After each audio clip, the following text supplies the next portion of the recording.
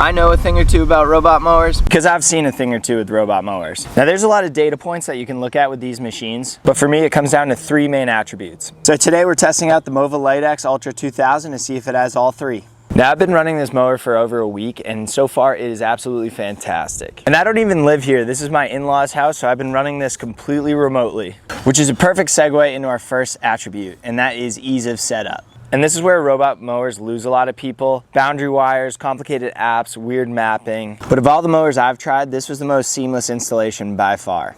The box includes just a few items. It comes with the mower, the charging station, and some accessories. After downloading the app and plugging in the station, I was mapping the mowing zone in a few minutes. To do this, you just walk behind it and drive it like you're playing a video game. I took my time with this step because a precise custom mapping makes a huge difference in mowing efficiency and results. Once I had the work zone mapped, I created no-go zones around a few areas I wanted to avoid. I even used the AI auto mapping feature in areas like this with a hard border. This is where this LiDAR sensor comes into play. As you're tracing the borders, it's actually going to generate a 3D map of your yard as it moves. It's great because you can have it build one for the front yard, but then also have a separate 3D map of your backyard. So I created a new work zone within the current map that I'm in. You do have the option to make a whole other map with multiple zones if you have a neighbor's yard that you cut as well. To tie these two work zones together, I can create a path. So now when I schedule a mowing session, it will knock out both the front yard and the backyard. Just make sure you pick a safe, consistent route that the mower can follow. So what makes LiDAR unique? All of my other robot mowers use an RTK system like this to relay the positioning.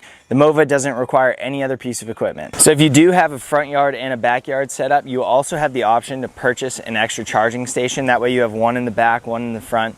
These mowers do recharge midway through mows sometimes. It will know about its secondary charging station and be able to organize the most efficient route to charge itself. Now the second most important feature is cut quality. That means at the end of the mow, are you satisfied with the complete cut? To me that means no missed sections, uniform height of cut, and the grass is sliced, it's not torn. If you don't have this, you're not getting rid of your push mower just yet. Now for me, I can tell very quickly whether a mower like this is going to be successful in this department. This U-shaped turn right here ensures that it overlaps its own tracks and it won't miss any sections. Now there usually is a downside to this. It just means that it's going to take more time and it might need to recharge in the middle, but it's well worth it for it to take its time to overlap itself and make sure that no blades are missed. It also has a feature called Ultra Trim where the mower blades can shift to the edge side to get within 2 inches of the border. It also has AI obstacle avoidance to avoid anything that you, your kids, or your pets leave in the yard. The results have been absolutely beautiful. Now the last piece of the puzzle that I want to talk about is consistency, and that's where these mowers truly shine, and that's how you use them correctly. These mowers are designed for quantity to create quality.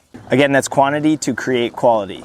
These things ran frequently will result in a good healthy lawn that looks pretty. The most efficient way to do this is to actually open up the app and set a mowing schedule. I set mine up to be every Monday, Wednesday, and Friday starting at 5 a.m. and you have the option to select zones. This gives you the option to edge or not. It also gives you the option to set 2 sets of schedules. These blades are not designed to cut through thick grass. They're just designed to take a little bit off the top. The other thing that I've been looking out for is to make sure that there's no Wi-Fi issues or software glitches that come about. Unless we get power knocked out or something like that, there really should never be any Wi-Fi connectivity issues, and so far there haven't been any. It does update its own software, so there have been no issues on that front. I'm really happy with it. So this mower's allowed me to manage my in-laws' yard. It's freed them up from having to do any weekend chores. It's also given them the best yard in the neighborhood, and none of us have even had to lift a finger. So I'm super impressed with the MOVA Lidax Ultra 2000. So this Lidax 2000 is actually one of 3 models that MOVA has.